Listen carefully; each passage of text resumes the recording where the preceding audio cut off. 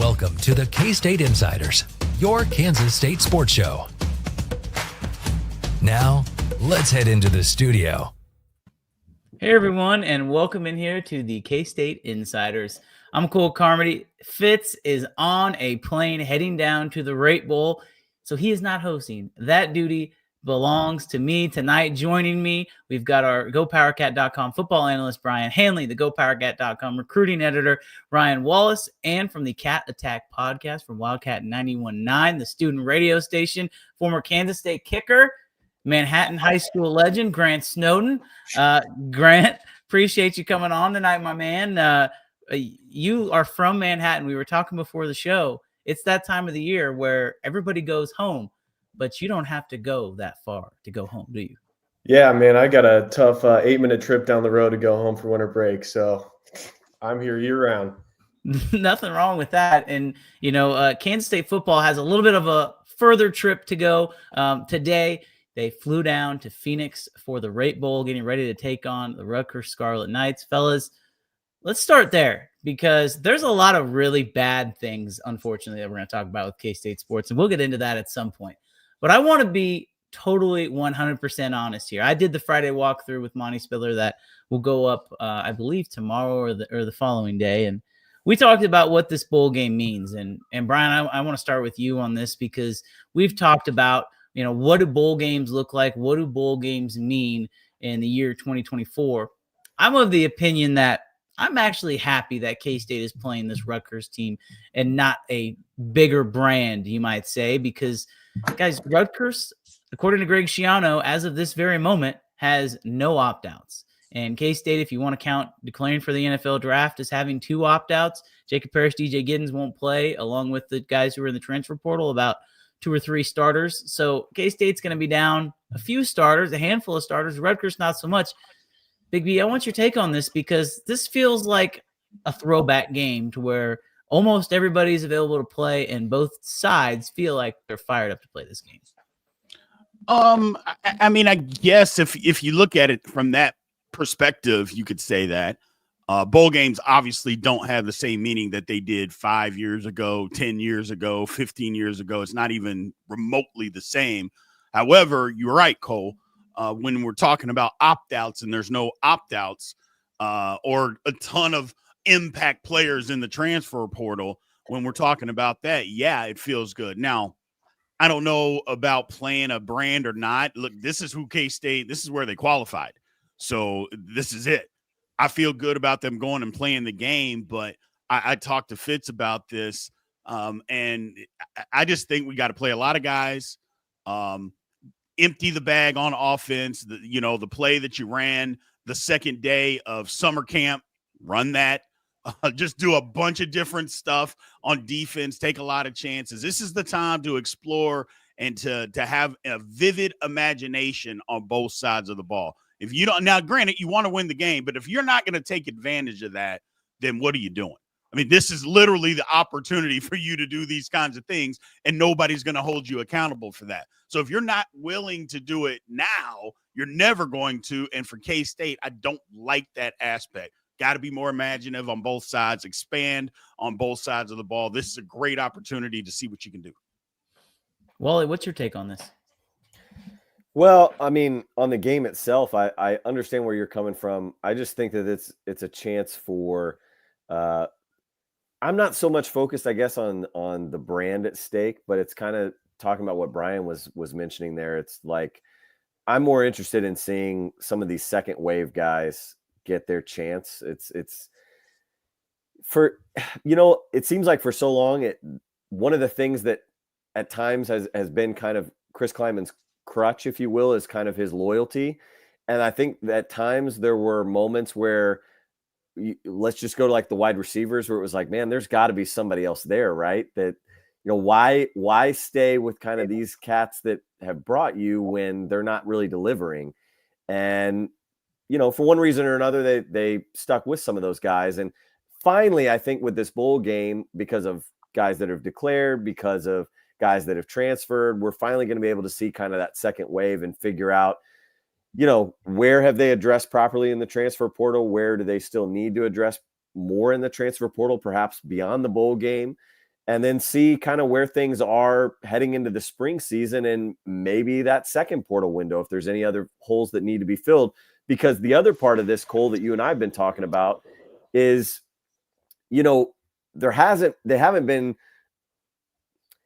they've been active in the portal, but they haven't been as active as where we've seen the numbers that KU have had, where we've seen other folks that have gone out there and they're, starting to get into the double digits, right? With K-State, I think you're seeing a little bit of this staff saying, well, there's the whole numbers game with the 105 limit, but also we don't feel like we need to get that much better in a lot of areas. We might need a piece here or a piece there, but we feel like we like some of the 2s and 3s in some of these areas, and we don't need to attack the portal that hard. This game will tell us very quickly, as fans anyway, of do we see what the coaches see there, or maybe there's a little bit more development that needs to be had. No doubt. I think you bring up a great point. We will talk about the transfer portal and all its glory later on in the show. Grant, I want to get your perspective on this too. I mean, Chris Klieman said in his press conference on Monday that he spent 70% of his time worrying about the transfer portal during bowl prep. I mean, we brought this up earlier. You and I were talking before the show, but I mean, just 2 or 3 years ago, this transfer portal window, this roster limitations were not a thing. I would have to imagine that the bowl prep now for Chris Klieman, spending 70% of the time in the transfer portal, looks completely different than what this staff had to worry about last year, the year before, the year before that. Yeah, I mean, this is a completely different ballgame with the transfer portal, NIL, all that stuff. The game has just changed so much. And that for a head coach to come out and say that 70% of his time and effort has been into the transfer portal, the week of the bowl game is a little, out of the ordinary of what we're used to. So, but I mean, I think the bowl game is a really good opportunity for a lot of young guys to step up and make plays and make a name for themselves, because Kansas State, transfer portal speaking, is having a really good year right now, going out and getting good names in the portal. So a lot of young guys can make a name for themselves, try and save a roster spot with that number, getting down every single year. So, but I like what Brien said earlier, bowl games aren't the same as what Kansas State was used to 15, 20 years ago in the early Bill Snyder days when we were the worst team in the NCAA. So you got to find that fire. But I think this group with Chris Klieman and the seniors having so much love and passion for each other will find a reason to go out and play hard this game. Yeah, I think you're bringing up a good point, because as much as maybe people want to see some of the younger guys, this staff, they are going to be loyal to those seniors. And I think back to last year in the Pop-Tarts Bowl, Seth Porter, this is a guy who had played special teams his entire career at K-State, finally started to break onto the field as a receiver, gets back there as a punt returner, and ultimately houses one that still, by the way, should have been a touchdown. They called a block in the back. Should have been a touchdown. But I look at a guy like Ty Bowman, guys. I mean, we're going to see these guys who have put in the work their whole entire K-State careers get that opportunity to go out there on the field. And I think that's part of the reason what makes K-State such a great football program, is because these guys are willing to stay and put in that work. Now, again, obviously, the era of college football is completely different, but I'm just as excited to see some of these guys get their opportunity, both veterans and young guys, because, again, quite frankly, these guys that have kind of K-State has been relying upon, the Keegan Johnsons of the world. He's not here. And so who steps up and takes his spot? Is it going to be a Ty Bowman, or is it going to be a young guy? Do we see Sterling Lockett get onto the field? Like, I'm interested to see how that goes, because there is an opportunity for a lot of players in this game. Yeah, I mean, look. Oh, go ahead, Ryan. Well, I was going to say, when we were talking about wide receivers there with Sterling Lockett, I was jacked to see Spradley Demps on the depth chart. Yes, because he's a guy that we were hearing about going back into like early fall camp as he's probably not ready this year, but this is going to be a guy in years to come that you are going to quickly know this name. And so I've kind of been chomping at the bit, right? Of are they going to put him out there? We knew he was going to redshirt this year, but are they going to put him out there for a game? Are they going to put him out there for 2 games? And we haven't seen him at all. And now in this game, Brien, we might finally get a chance to see him, really do a little bit of work. And again, maybe that comes, like Cole said, after Ty Bowman, after some of these other guys, but still the chance to see a guy like that is exciting. No, I think it's real exciting. I think getting as many young guys on the field in real game time opportunities, not mop up time if the game gets sideways either way, in real game pressure to see how they react. Absolutely. Now, the first thing I will say, or let me backtrack a little bit. Every senior that's out there playing, I think they should be able to play, to as much as they possibly can, because most of those, if not all of them, aren't playing football anymore. So if this is your last game, look, I can speak from experience, your last football game, that means something. Mm-hmm. So yes, that's a big part of it. However, the program's bigger than any one person. And while you absolutely want somebody to play and get out there, look, man, the ship is moving forward. And we know what these bowl games are. If you're not in the college football playoff, this is an exhibition for next year. That's literally what this thing is. Coach Kleiman told us so when he said he spent 70% of his time on the transfer portal. It's right. Next year. They've already turned the page. I agree with that philosophy because the bowl game is going to come and it's going to be gone. And the transfer portal is also going to come and it's going to be gone. What's more important? It's clearly the transfer portal, not the bowl game. There's some people don't like that, don't want to admit that, but that is the flat out truth. The transfer portal is 10 times more important than this football game because at the kickoff next year, nobody's going to remember if we even won the bowl game. They are going to remember who gets picked up and who's on the team that we got out of the transfer portal. And did we get guys that can actually compete? That's where the difference comes in. So I'm with you, Ryan. I want to see young guys get out there. Yes. Respect the older guys. Don't get me wrong. But I want to see the young guys get out there, and I want to see how the coaches actually use them too. Like I've mentioned it before, but I think it's worth mentioning again. Empty the clip, man. Empty that playbook. Do things that maybe you didn't think that you could do or didn't want to do, and maybe it didn't present itself. This is the opportunity to do all of that on both sides of the ball. I know a lot of people look at that and think just offense. No, on both sides of the ball. Do a lot of different stuff, and let's see where we're at. I'm real excited. I'm like you, Ryan. I want to see these young guys get out there and compete. Grant, before we get on and talk about the transfer portal, because obviously that's what Big B wants to talk about, what are you looking for out of K-State in this game against Rutgers? Yeah, I really liked what you guys were saying there with empty the clip, empty the playbook a little bit, explore some options, because I think the biggest area of concern, like you guys mentioned not too long ago, was a wide receiver room. And there's a lot of young guys that are going to have a lot of opportunities in this bowl game. And you've got guys coming in like Bradley and Tibbs and so many more names still on the portal on K-State's radar. You thought a guy like Keegan Johnson was a guy, or Dante Cephas in previous years, but as we've known, that really hasn't worked out as a true wide receiver one. Still some question marks around Jace Brown. I think that's going to stay here. But, I mean, there's so many opportunities because, you think guys like Bradley and Tibbs are going to come in here and be wide receiver one, but there's really no way of knowing. So get guys on the field, see what they can do, see if maybe you can get a little click with Avery Johnson going. We know it's been there at the tight ends. You've got Lincoln Cure coming in. So explore your options a little bit. Get people on the field. If your mind's, in the transfer portal, spend the game time, get some film with some guys and see what you can do going forward.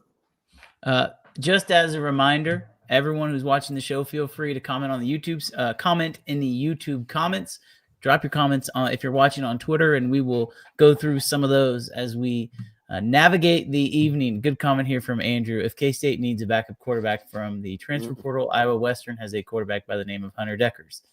I don't think Hunter Deckers, even with the JUCO ruling, is going to have any NCAA eligibility, guys. But and K-State, hey, great opportunity for Jacob Knuth. Obviously, Taquan Roberson's in the transfer portal. Look for some of those younger quarterbacks. Honestly, guys, that's something that I'm interested in is how has the players been utilizing these practices, because that is always something that coaches talk about. And one way to figure out who you have is to see who you have in practice. And Brian, we've talked about it, but I need to get your opinion on this. Like, how important are these bowl games or these bowl preps for some of the younger players who are trying to find and earn a roster spot? A ton. The practices. I mean, now here's the thing. Depending on how many practices they actually have is totally different. Again, with the transfer portal, I'm assuming they're still having some, but I would guess that mostly the young guys get a ton of work until the week before when they're prepping for the game. I think it's tremendous for young guys trying to get on the football field and trying to see what they can do.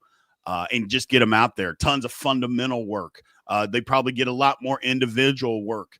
They get in on team periods, and put them out there. So I just think that it's the practices are tremendous. Look, I can just see for myself how much better I got from the end of our last game my junior year against Iowa State until we had our bowl game against Syracuse in the Fiesta Bowl. We had 15 practices. Now, Bill, the times were different back then, but we got after it.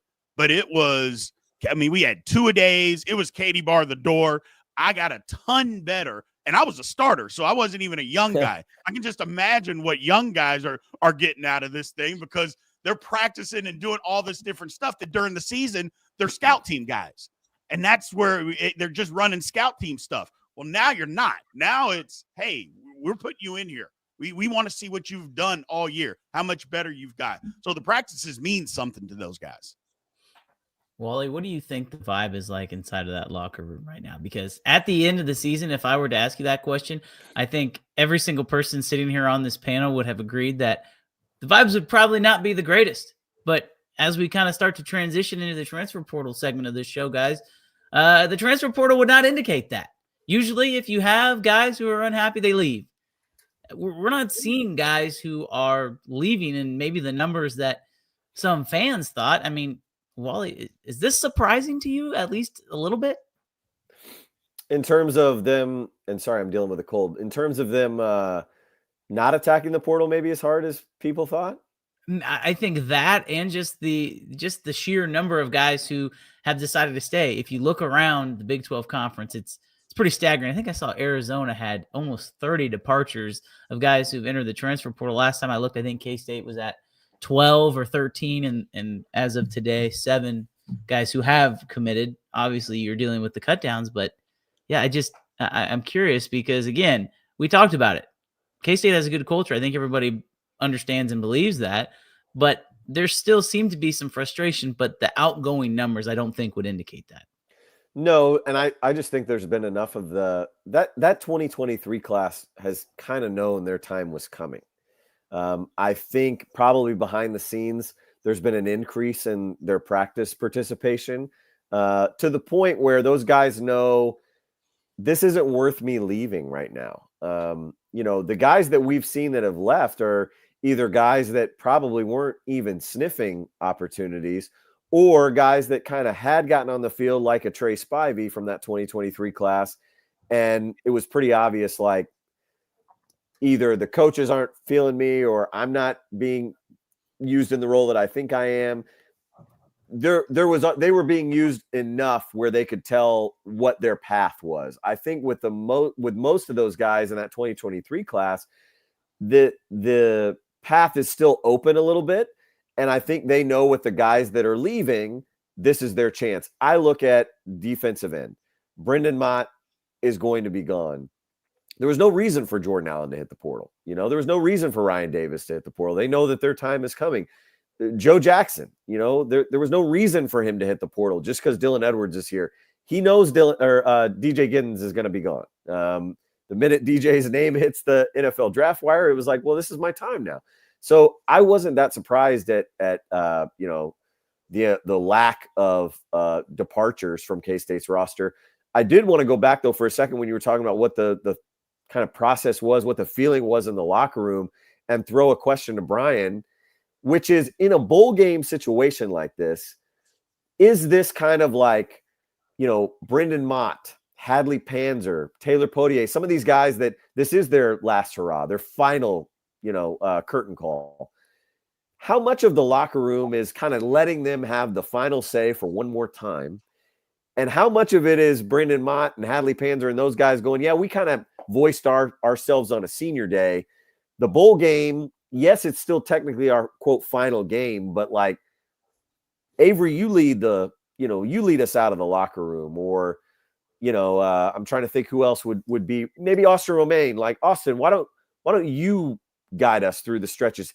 Is that something that's year by year, you think, Brien, or in general, is it's still the seniors team? You kind of let them bleed out the clock. It's still the seniors team now, because I hear what you're saying as far as senior day, But at K-State anyway, the season's not over at senior day. You know, we play bowl games. We've got bigger aspirations and stuff like that. So your point is very valid, Ryan. That's a great question, by the way. But yeah, no, it's still definitely a seniors team. The reason being is because you're still playing in a football game. And like you mentioned, this is somebody's last football game. The last home game doesn't necessarily mean your last football game. So they're playing it out to the end. Now, obviously, K-State doesn't really have senior opt-outs. I mean, that hasn't been that big of a thing at K-State like it has been at other schools for whatever reason. But I said it before. The best offensive lineman in K-State history played in his final game last year. We played in the Sugar Bowl 2 years ago, the number 1 and the number 3 draft pick, and everybody knew it. They played in that bowl game against us. So it is kind of is what it is. But, yeah, it's still the seniors team. They take advantage of every opportunity to still be leaders of a football team because the other guys, their time will come. And they kind of understand that, and you have that feeling. But, again, Ryan, that's a great question. I hadn't even really thought about that before. But times are just so much different now. Yeah. You know, 5 years ago, we're not even talking about anything like this. And now – it's like, well, we got this bowl game. It's like, we got to go play this bowl game, you know? Right. And so things are just totally different where you were trying to go win the bowl game 5-10 years ago. Now, yeah, we want to win, but it's more important for development, you know, and not to get anybody hurt. That's kind of what the bowl game is now. It's totally different atmosphere. Guys, I want to bring this question up here because there's a little there's some conversation in the chat. And Grant, I'll start with you. I mean, I don't know if there was ever any serious smoke, I mean, for Dylan Edwards entering the transfer portal, but I think you can kind of cross out Dylan Edwards and put any player in there and ask that same question. I mean, Grant, I mean, is that a culture thing? Give me your take on just kind of what we've been talking about with players, and if you want to touch on Dylan, I mean, by all means. Yeah, I mean, I think it's a fair question. We've seen in the past the ink's been a little wet with Dylan Edwards in terms of staying with the team, staying true. But I think the connection he has with Avery and the coaching staff, being a Kansas kid, you know, connection with Avery Johnson, I don't think there's any reason for him to leave. I think him knowing that DJ Giddens is leaving, they're not going to go get another guy like a Trayshawn Ward in the transfer portal this year with Joe Jack behind him. He has every opportunity to be, you know, a running back 1 or 2 and split snaps. And he has a lot of opportunity for him coming up, not only as a running back. I think we could use him a lot in the wide receiver core. I think he's, you know, arguably one of the fastest players on the team, if not the conference. And he's a true weapon that Chris Kleiman and, you know, the offensive coordinators could use him as. So I don't think I see him leaving in any circumstance unless, you know, next year he just doesn't get the snaps he wants. But it is a fair question, but the culture inside the locker room with Kleiman has gotten tremendously better over the years. I was able to experience it firsthand. So, you know, I think that's a main reason why we aren't seeing the kind of numbers of the Arizonas and the Marshalls of the world number of guys from K-State hitting the portal this year. It is interesting because in Chris Kleiman's press conference on Monday, somebody asked him about the new NCAA, or I guess file class action suit, whatever that was filed against the NCAA with Diego Pavia, that he challenged the ruling in court. He played 2 years in JUCO, wanted to make sure that those years didn't count against him as far as his NCAA eligibility. Obviously, the ruling came out. They ruled in favor of him, so he was granted an extra year of eligibility. Today, we find out, probably about an hour and a half before we go live here on this podcast, that now applies for every single player who exhausted their last season of eligibility. I want to be clear on this. And Brian, I'm going to go to you because this is our next topic. I want to be clear on this. That means, Brian, if you would have been a senior this year, you would have had an extra year of eligibility. There is a lot going on. And I can tell you from talking to college coaches, I can tell you from talking to high school coaches, nobody knows what the hell's going on. But we do know this. The only facts of the matter are that the guys who supposedly graduated, and I put that in air quotes, or exhausted their final season of eligibility this season will be granted another year. So the only person who that applies to on Kansas State's roster, I'm 99% sure, will be Uso Seumalo. And Chris Kleiman even brought this up on Monday. Uso asked him, Coach, does that mean I get another year? Guys, I think Uso might be using that extra year of eligibility. We'll have to find out. I'm sure we'll find out. He'll probably let the world know. But Brien, I want to get to you on this because this is a complex issue, and you spent multiple years at Coffeyville, so you, I'm sure, have a very strong opinion on this ruling. Yeah. And let me just give some context for me personally. I went to Coffeyville, redshirted my first year. I played the next year. I was the number 1 junior college player in the country, and I had my pick of schools to go to. I went to Kansas State, but here's the thing: you don't go to junior college because you want to. I went to junior college because I didn't do what I was supposed to the first year of college when I was at Xavier, and I had to go to junior college. People aren't just saying, yeah, you know what, I just want to go to JUCO. That's not what's happening. You have to go to junior college if you want to play. Either you had bad grades, you didn't qualify, or you weren't good enough. There's not this influx of guys that just slip through the cracks going to junior college. That's not what's happening. People like to believe that. That's not the truth. You go to junior college for a reason. So I think the ruling is horrific.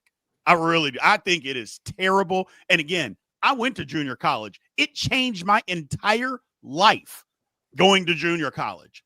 But you're going to try to sit here and tell me that because we didn't qualify academically, or we got in trouble, or we weren't good enough, all of a sudden none of that matters, and we have to go to junior college to get straightened out. And then, oh, by the way, that didn't count. That never happened. You get 4 years to go play football again. It's insane. Now, I don't believe all these rumors where people are saying there's going to be 28 and 29-year-olds playing that. No, there's not. Okay, there's not going to be that.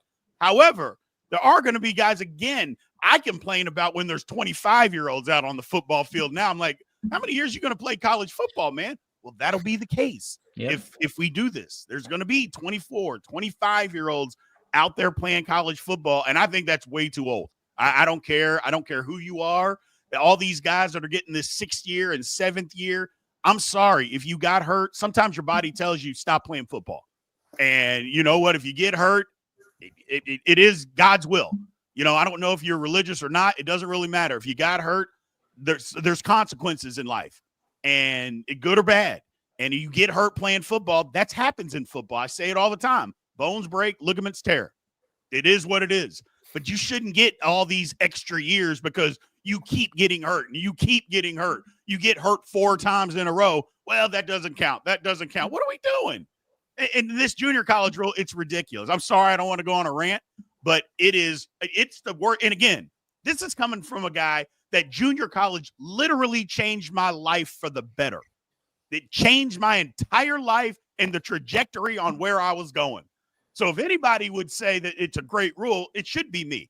It's absolutely horrific. Don't know how you guys feel. I think it's terrible. I think it stinks. But the NCAA at it again. The thing is, too, guys, like there's a lot of people who are jumping to conclusions about what the future is going to look like. We have no idea if this means that now, you know, every single kid, like you're talking about, Brien, we think that's what's going to happen because the first person to say next year, well, how come this person gets an extra year of eligibility and I don't? Well, then the NCAA has already set precedent where they will then just give that person a waiver and, you know, away we go. As of this very second, it's only for the people who have exhausted their eligibility. I agree. I think that's going to happen. Wally, you, I know, are very close with a lot of the Jayhawk Conference coaches and the amazing junior colleges that are in Kansas. I'm sure you've had some interesting conversations with those guys. Yeah, well, first off, shout out Drew Dallas and the Blue Dragons for getting it done, bringing another title home. But, I mean, it was just the other day that I had a head coach from the junior college ranks reach out and was like, do you know of any positions that might be open? Because I am trying to get out of junior college. And this is the head coach at junior college. And he's just like, I don't want to do this anymore. Like, my time has kind of come, but also like, the way that things are moving, like I want to try and be ahead of all this stuff, this crap, of kind of what Brien was saying of what it seems like they're trying to make the junior college become, which is like it's not even like, it's like a minor league affiliate almost. is kind of like the vibe that I get. But like with less less care, because like what Brien said, it's like you're going to be able to go to JUCO and those years don't count. So it's like a developmental league, but also at the same time it's like, well, if you develop or you don't, it doesn't really matter, like those years don't count. So I hate it. What junior college recruiting had become was already just so depleted. Nobody wanted junior Butler, Hutch, Coffeyville, Dodge, Garden. I mean, they used to get so many different guys. They used to say, I'd rather not go to North Dakota State or South Dakota State. I'd rather not go to Arkansas State, Missouri State, Tulsa. I'll go there and bet on myself to go to a bigger four-year school. And then, you have the North Dakota States and those schools that were starting to kind of where it was like FCS began to be something. And that started to take a little bit from JUCO. And then NIL came along, and now you've got the opportunity to get paid potentially as a walk-on. And, you're not going to have your entire scholarship paid for, but you're going to have some things to help you where it's not the traditional walk-on path. And that took away from JUCO. Now you've got all these other rulings. I like you said, Cole, I don't want to leap to conclusions because we don't know what's going to happen. We don't know how much of this is going to stay concrete and how much of it'll be in flux, but it doesn't look good right now for junior college as a whole in the market. But yeah, people are going to capitalize on it. Our old buddy Malik Benson is back in the portal from Florida State because of this latest ruling. So if I'm a guy like him, I'm definitely capitalizing on it. Grant, I want to show this comment up here. Nicholas from Twitter says, JUCOs will become farm teams for universities. This can be a great thing for K-State. It's interesting that this is brought up because I will say that this happens kind of for baseball at the junior college level a lot. Cali County Community College is notorious for getting a bunch of Oklahoma State guys who were cut from Oklahoma State. They will send them down to Cali. They'll develop, they'll play there for a year, and then they'll come back. And that's traditionally where Oklahoma State has gotten a lot of its players. But, Grant, I don't necessarily know if this is going to happen, but it sure is an interesting thought. Yeah, and I can see a lot of pros and cons with this, JUCOs being kind of farm systems for teams like Kansas State. There's a guy that can go get 2-3 years of film at a JUCO, send that out, go to a better university from there. But at the same time, I think it almost hurts, seniors in high school who would have had the opportunity to go to a school like Kansas State in the past, and now they don't, and they have to go the JUCO way, and I don't really want to get into it because I could go on a rant like Brien, but I think it's almost hurting teams like Kansas State that were founded on the walk-on path, the people that, were doubted on and had to make a name for themselves through things like special teams and stuff like that, younger guys making plays. And now you have 22, 23-year-olds running down on kickoff, which I don't want to get into it, but I think might have had an impact on special teams and we haven't seen that out of Kansas State the last couple of years, and I think that's starting to hurt us a little bit. So there's definitely pros and cons. Yeah, you're going to get better guys. You're going to be able to get 3 years of film out of this kid, but at the same time, you're not going to go get the 18-year-old walk-on from Western Kansas that this was his dream school. He wants to make a name for himself, and he doesn't have that opportunity anymore. So take that as you will, but no doubt about it. Good stuff, guys. I want to talk about some of the transfer portal stuff. And I will save the best for last, or should I say the worst for last, and we'll talk about basketball. But I want to talk about the portal. I know we've kind of been dancing around it, but there are some pretty interesting additions for K-State. And Wally, we'll have a VIP piece up at GoPowercat in the next few days that kind of breaks down our thoughts on the additions. But I mean, there's some really, really intriguing names Kansas State has added. Why don't you go ahead and tell me who your favorite is? I think I have an idea, but tell me who your favorite is and why is it the most recent one? Well, yeah, I was going to say mine changed because Cole and I were going back and forth this afternoon, kind of writing our pieces for the content article that he was teasing there. And as I was writing mine this morning, it was Jerron Tibbs. I mean, he fits for so many different reasons, but then the Gunnar Maldonado stuff hit this afternoon, and it's got to be Gunnar Maldonado for me. And here's why. Like, I think from a long-term perspective, Tibbs is probably the guy that I like best in terms of just the fit. You get the multiple years of eligibility for him. So I do like that one a ton. But with Gunnar Maldonado, really the only concern you have is the fact that he's coming off of a season-ending injury. But he's not a guy that has had a history of injuries. And so I'm not like overly concerned and worried about Gunnar coming back and being an effective piece. When he was playing the most snaps of his career in 2023, he was unbelievable. I mean, he was like the defensive MVP of their bowl game against OU. To me, he is like the embodiment of what the jack safety is. He's everything. I kind of joked maybe in a text message or something today. He's everything that K-State thought they were getting with Jordan Riley. Like, Gunnar Maldonado, like, is that guy. He can cover. He comes downhill. I love his closing speed. But here's the other thing is you've got VJ Payne returning. And outside of that, like, you needed somebody else to kind of the bridge is it's a shorter bridge, but still somebody to bridge that gap to the Wesley Fairs. You know, Jack Fabris is getting his opportunities, but he's still not maybe quite there yet. Colby McAllister's played a lot of snaps, but again, this is a guy that is able to come in and tag team with VJ Payne right away. I don't think you have any concerns. He was the guy that was the communication in between the quarterback captain, if you will, of the defense, that Arizona would call their signals in through him and Jacob Manu, and they would use him to communicate and get guys aligned. I mean, he was the quarterback of the defense at Arizona. He's reliable, he's dependable, he's trustworthy, he's smart, a good athlete. I think he fits exactly what this team needs right now, while also giving those younger guys the player that they need for, you know, getting their feet wet in 2025 and then saying, here's the torch in 2026. And Brien, I want to ask you this question because I know that obviously transfers were, I don't want to say non-existent, not nearly as common as they are right now. But I mean, you talked about junior college transfers. That was a very common thing. And this is a guy in Gunnar Maldonado who was a team captain at Arizona.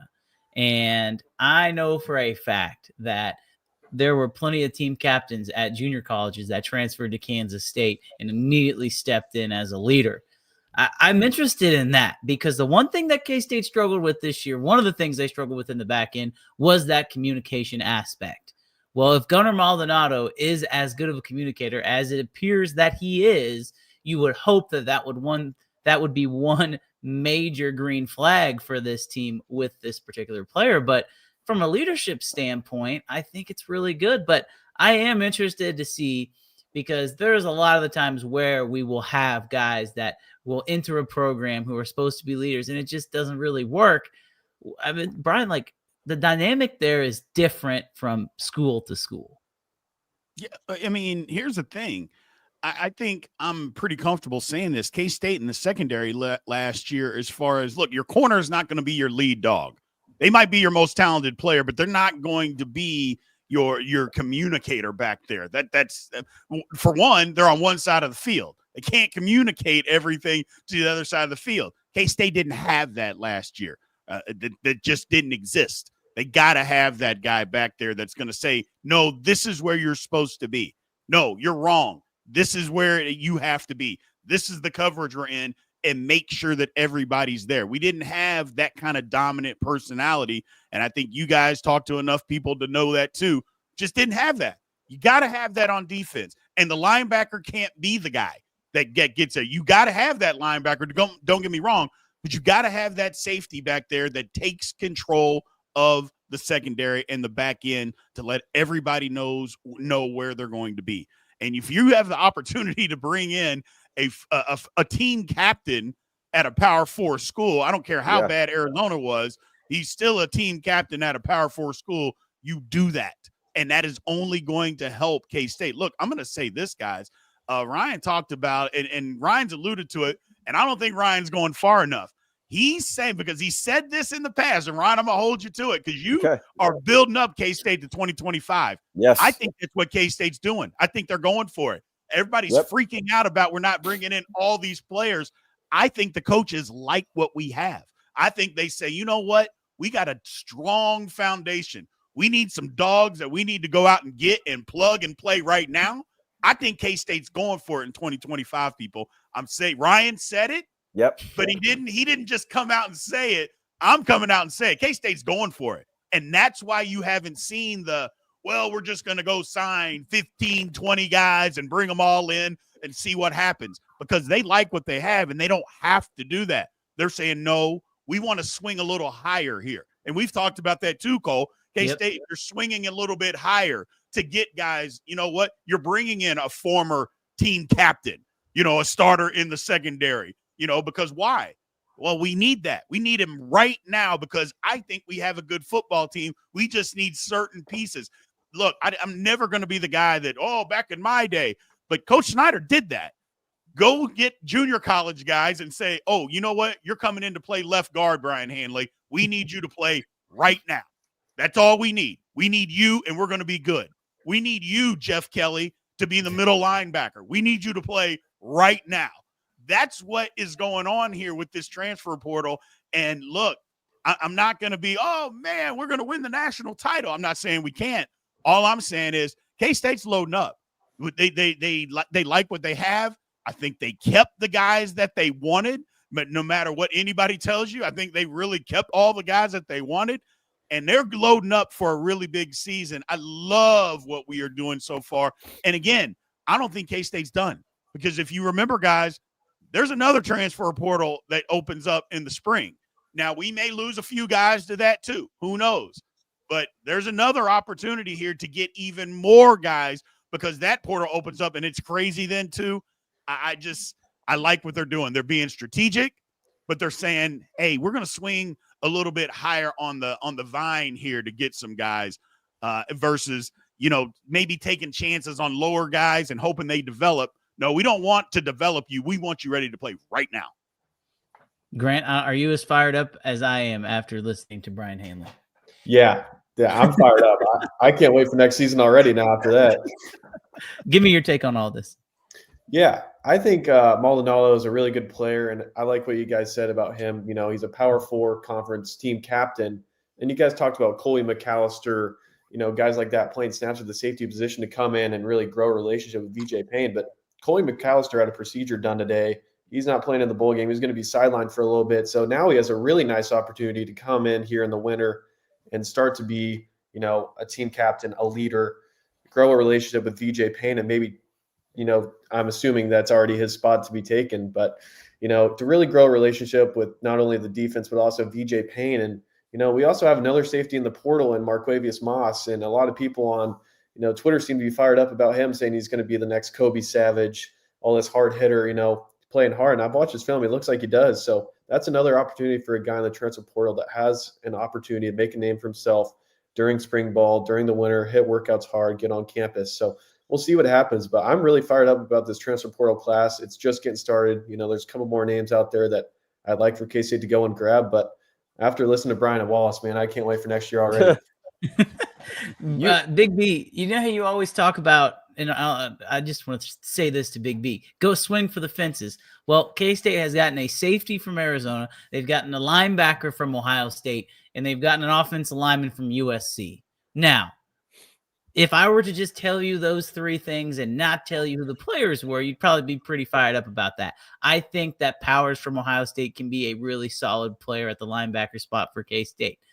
I want to just caution people, though, just because you see guys come from different institutions does not mean that automatically they will step in day one and be all conference players, right? Like, again, the portal goes both ways. And so while all of these players have extremely high potentials, Wally, I'm going to throw it to you. These players have extremely high potentials. There is some risk and reward, as there is with any player. I'm going to be the Debbie Downer here for a minute, because it's twofold. Because I think on one half, it speaks to what Brien has been saying, which is that they do really like, I think, a lot of the parts that they have coming back that were already part of this program. And so they don't need maybe the surefire immediate impact guys that you would come to think of when you see a transfer portal addition. It's like, oh, well, that guy, they must need someone there right away. Because I think the other flip side of the coin is I look at a lot of the guys that they've gotten, and I'm not saying this is a bad class by any stretch. I don't think it's near the immediate impact class that I think a lot of people I've seen on social media are touting it as. Gabe Powers is a guy that everything fits in terms of 6'4", 240, Ohio State, former 4-star, almost 5-star linebacker, versatile, can do all these things. He's played 50 collegiate snaps in 2 years. 50. I get, we're going to find out, is that because Ohio State's that damn good? Or is that because Gabe Powers isn't that good? Like, we will find out at K-State. Here's the thing, though, and Gabe's a great person to highlight, is that I don't think Gabe has to come in and be the immediate impact guy. He's versatile. You can have him kind of be a more polished version of what Rex Van Wy is right now, right? You can have him come in and here's your role, do it to the best of your ability. And I think Gabe Powers does that, plus some compared to some of the other guys around him. Like Asa Newsom might not be ready yet next year, because I look at Asa Newsom, I'm like, he can do everything Gabe Powers can do, but how healthy is Asa Newsom? So, because I look at Gabe Powers and it's like, is he going to beat out Austin Romaine for snaps? Probably not, so he should be able to take over for Austin Moore, but if he doesn't, I don't think that's the end of the world.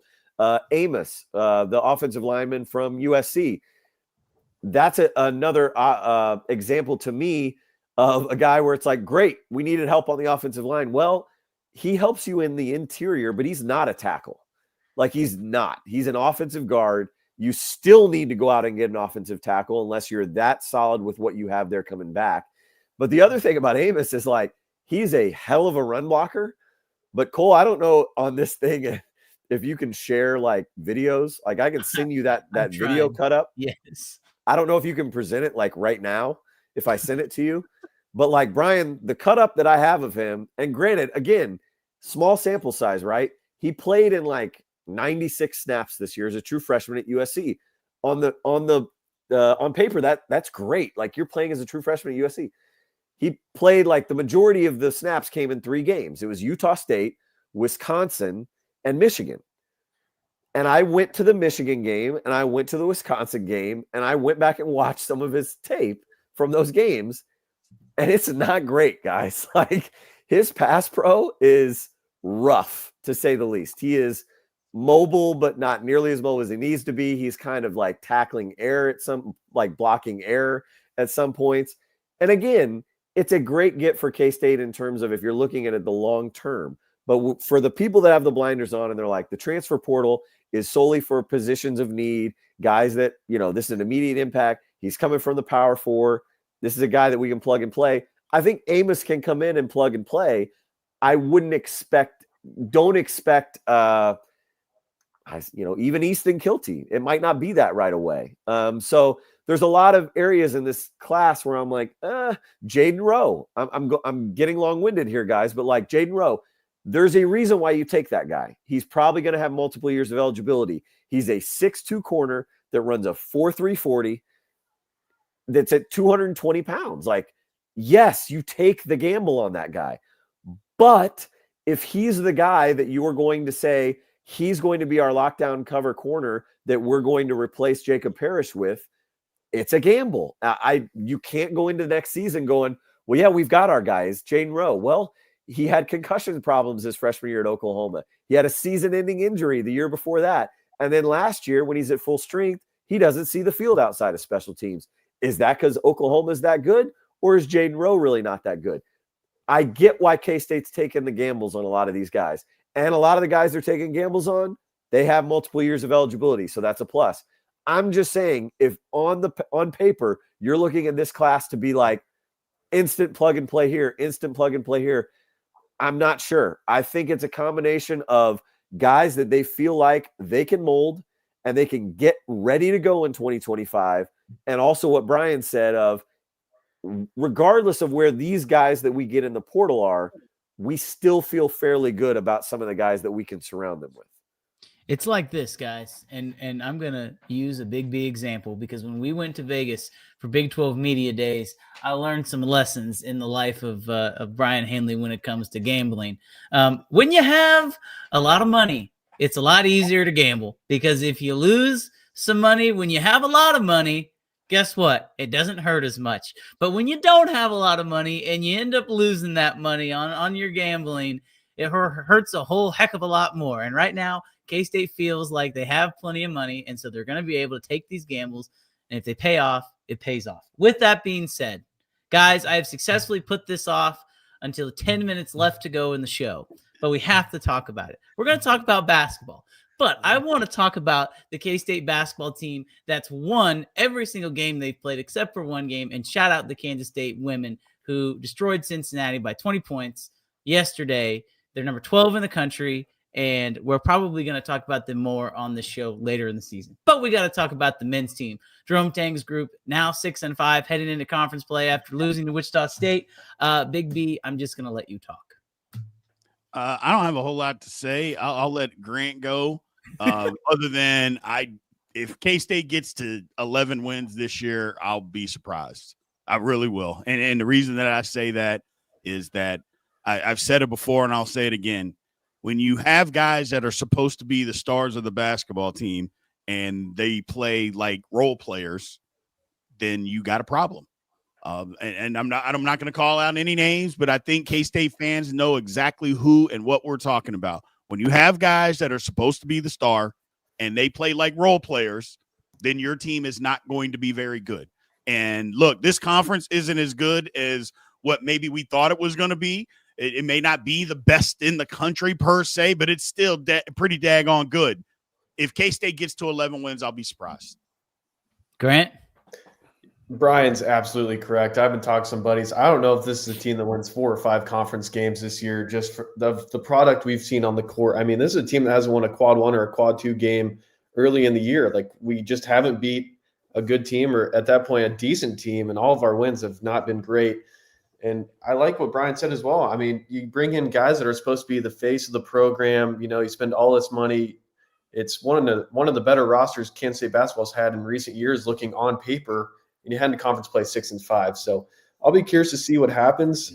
I don't know the kind of crowd we're going to get in Bramlage this year either. I mean, I don't think the product on the court is good enough for people to drive an hour or 2 hours away to watch Jerome Tang and this crew play a basketball game. So we'll see what happens. But, I mean, I just think the biggest thing with Kansas State right now is we have a really good coaching staff is in terms of recruiting and getting guys to come here and play for Jerome Tang. What we're missing right now, in my opinion, is an X's and O's guy.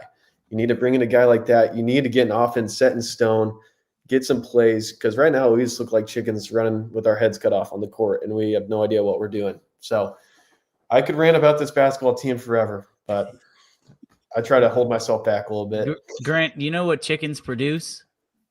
Eggs. Well, I was going to say chicken. I won't finish that. Yeah. Oh, yeah. Yeah. That's kind of been what it's looked like, Wally, from an outsider's perspective. I know that we've had some interesting text exchange in our group chats about the status of this basketball program. It's amazing, the dichotomy of the football program and the basketball program right now. They're just going in completely separate directions. I'm not surprised because, guys, like, I watched this happen with Memphis. I'm a Memphis fan. Didn't grow up in Memphis, but I was born there. I mean, my dad is an alum. I mean, I was a Memphis fan before I was a K-State fan. And by now, after decades of me talking about Memphis, most people know that. But, like, I watched Penny Hardaway do it this way a couple years ago, where he went out and got every big name. And on paper, it was like, this is the team, and had a couple 4- and 5-star high school recruits on there too.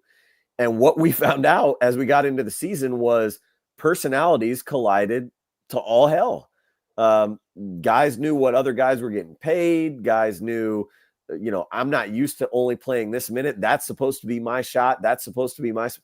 And I don't know if it's necessarily to that level at K-State, but I just think a lot of that, there are pieces of that have, you know, reproduced itself in some way with this K-State roster. And kind of to what Grant was saying, but in a different way, I think this K-State coaching staff is fairly good at, I think they have at least a good track record anyway, even before K-State of development, right? And for whatever reason, it feels like they're trying to skip that and go straight to like getting the sure thing. And it feels like somebody on our message board had the quote from Herb Brooks, right? Where it's, I don't want the best players. I want the right players. And I feel like K-State's kind of lost that. It feels like Jerome Tang and them his staff isn't giving themselves enough credit for being able to just find the right guys, coach them up, get them to buy in like they did with the Weber holdovers. That's what they did with those guys. They had them buy in. They had them, believe in the Coach Tang speak, right? Believe in this culture.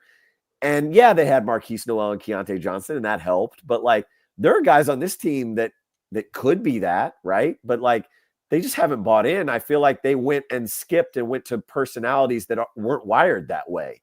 I think they got to go back to the drawing board. And I think it's easy for Coach Tang and them to look at, let's go. Big money is winning the games, right? Like big money is what's going to get you to the Final Four.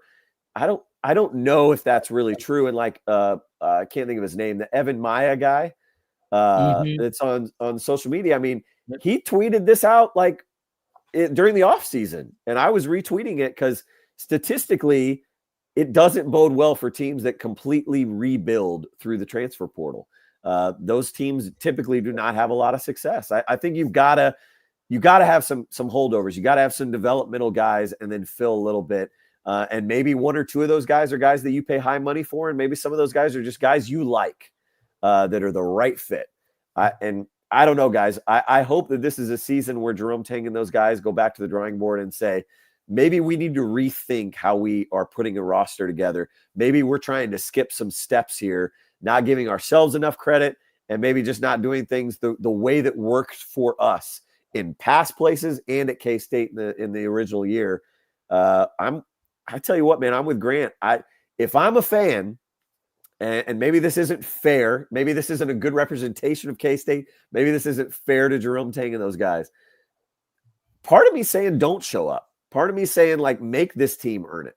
Like I almost feel like there needs to be a fire lit under some of these kids' asses on like effort, right? Like the amount of games now that we've seen so far this year where the effort is low is like staggering to me. So yeah, like if I'm a season ticket holder in Great Bend, I don't think I want to go to that game. Not just because I don't really want to go and watch us lose, but like make me earn my seat, my travel, blood, sweat, and tears to come to this game. Because right now, like, I don't feel like this team has garnered that.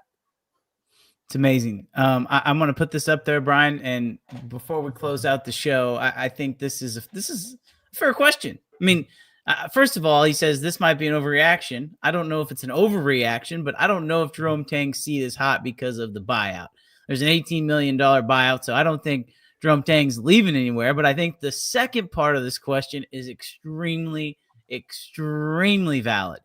Will the staff get the same NIL this year? And guys, I don't see any way that's possible. No. I don't see any way that's possible. So naturally, the next question is, well, will these big money donors keep that money?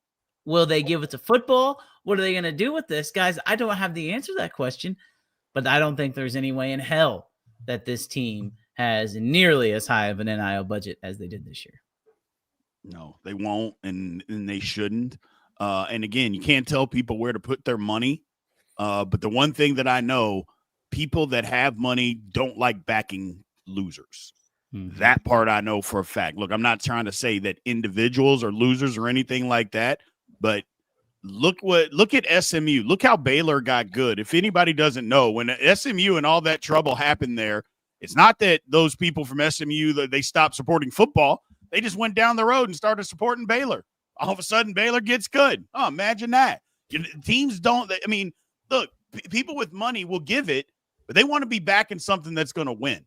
And they're not going to. Look, there's no reason for them to do that. And I don't know if they're going to give it to football. Maybe they're old school K-State basketball people that want to see the basketball program be good. And if that's the case, I don't blame them, but I wouldn't give K-State basketball another dime until they showed some change, until they made some changes, because that's what they have to do. You got to make some changes. Look, let's just call it what it is. They bought the wrong kids. They're not as good. There's certain kids thought they were going to the NBA and didn't. There's a reason why they're not, and they're never going to either. Just so we're clear on that. They're not playing there. And that's not a bad thing. You don't have to have all NBA guys, but you do have to have guys that give effort. You do have to have guys that are good basketball players. I get so tired of K-State always talking about, well, we got to be the developmental program in basketball. Is that what you have to be, a developmental program in basketball? No, you don't. And if you are that program in basketball, you're not any good. K-State can be better. You just have to get the right guys. Wally's right. You go back and get back to, you know what, we're going to get the right kids. They're still going to be good basketball players, but we're going to be able to coach them up and put them in the right program. Grant, I don't know about you, but I'm fed up with it. Tang's not getting fired. The buyout's too high. But if I'm Gene Taylor, I say you got to clean house. You can keep one assistant. You got to go get 3 others that know some basketball, that can teach some basketball here, because the fundamentals are terrible. The offense is terrible. We just got to clean the whole thing out and start fresh and make that happen and just say, okay, go from here. But you can't keep all these guys. We're not doing this again. You got to do something different. I agree 100% with you there. I mean, if Tang's not getting fired, the buyout's too big, right? Gene Taylor's not going to do that. But if I'm Gene Taylor, I'm like, hey, man, there's a lot of guys that pitched into this team to see this team succeed. A lot of people were fired up for you after your first year. We put all this money into you, and after our first 11 games, people are like, where the hell did my money go? We're 6-5 heading into the conference play. I don't know if we're going to get double-digit wins this year. So if I'm going to Tang, I'm like, hey, man, you got to – I know you guys are close. You guys are all buddies. You're really good recruiters, but you got to kick somebody out of here, and you got to get a few X's and O's guys. And we got to figure out what we're doing on offense and defense, because we're not going to win basketball games in this conference playing like this. And to your point, I mean, the Big 12 hasn't been what we thought it was going to be going into the season. The SEC is the juggernaut of basketball right now, and people just have to accept that. It's not the Big 12 at the moment. But what Kansas State has on the court right now is not good enough to win, 5-6 conference games this year. So at the end of the year, get some faces out, bring some new faces in, regroup. And like what Ryan was saying earlier, a big transfer portal class isn't always the best. You need to, grow a relationship with players that want to be here and want to be here for a while. And that's why guys like David Gasson are averaging 15 points right now and look like a completely different player than what we saw 1 or 2 years ago. Why Caleb Rich looked like he was the only one that gave a crap against Wichita State and put up 20 points the other night. So I think we need to get guys in here that want to be here. They want to help this team succeed, not only for a year, but for the long run. I will say, Cole, I do applaud this staff for at least the last couple games saying, look, we're starting from scratch and we're going to play the guys that look like they're going to give a damn, not only in practice, but in the games. They didn't wait for February to do that. And I applaud them for that. And maybe in some cases it makes them look like they're already kind of throwing in the towel. I don't think it's that way. I think they're finally just saying, look, we're not going to, just because you're making the most money, just because we said all this stuff to you in the transfer portal, doesn't mean that we still don't control where this team is going. Yep. So David Castillo, you're starting. Caleb Rich, you're playing. Moby, you were supposed to come in and be kind of a redshirt guy or whatever. You're playing. We like what you're giving to us in practice and whatever. I'm fine with that. And, like Grant, Brien, and I are saying, maybe that does only get you 6 wins, but I'd much rather see those guys out on the court, especially a guy like Caleb Rich and David Castillo that could be here for a couple more years, than playing guys just because, we told them that we'd give them XYZ minutes and we told them we were going to pay. You know what I mean? I do applaud the staff for doing at least that before we get into Big 12 play. 100% agree with you, Ryan. Like David Castillo. David Castillo is going to be fine, just not making any shots. He'll start making the shots. Freshmen sometimes struggle shooting the ball. It's a transition. But you are exactly right. Play those guys. Play the guys that are giving the effort, and the ones that aren't, let them sit on the bench. Don't care if you're making $100 million. Just sit on the bench, and we'll ride this thing out, and we'll move on. Well, moving on sounds like the greatest thing that we can do, fellas. I'm happy we ended the podcast with that instead of starting that, because I can only imagine the frustration that is taking place inside of that facility right now. We talked about it for 15 minutes, and I think everybody's blood pressure went through the roof. Can you imagine living that on a day-to-day basis? Couldn't be me. Grant, before we get out of here, why don't you let the folks know where they can catch your show over on Wildcat 91.9? Yeah, so every Thursday I am a co-host on the Cat Attack with John Grove and Jake Stevens, but it is every Thursday from 6 to 8 p.m. on 91.9, the student radio station. We have a lot of good conversations about a lot of similar stuff that we talked about here, just anything K-State, collegiate sports-wise, but we have a good time. We're on break right now, but we'll likely release some podcast episodes on Spotify. And then are you doing any of the play-by-play for basketball? I think I've seen some of you guys out there. Is that something that's on the docket for you as well this winter? Yeah, I call the non-conference game for basketball, men's basketball, but I will do play-by-play in color for a couple of women's and men's basketball games on 91.9 as well. So looking forward to doing that as well. As a Wildcat 91.9 alum, make sure you support your student journalists, your student radio hosts. It is an outstanding thing that K-State's given all those students an opportunity to do. I am a product of it. Our own Ryan Gilbert is a product of it, and we absolutely love it. Fellas, thanks so much for joining me on Christmas Eve. It's been a pleasure. Merry Christmas to everyone. Thanks so much for watching. I feel like Fitz here. I got to find out where my closing display is. You know how hard it can be to do this when you're not normally the host. But nonetheless, boys, thanks so much. Enjoy your Christmas. Have a happy holidays. K-State, Rutgers, the 26th, the Rate Bowl. We're going to watch it. Who knows what's going to happen? It's going to be fun. Thanks so much for tuning in. Thank you for watching the K-State Insiders. This has been a GoPowercat.com and Spirit Street production.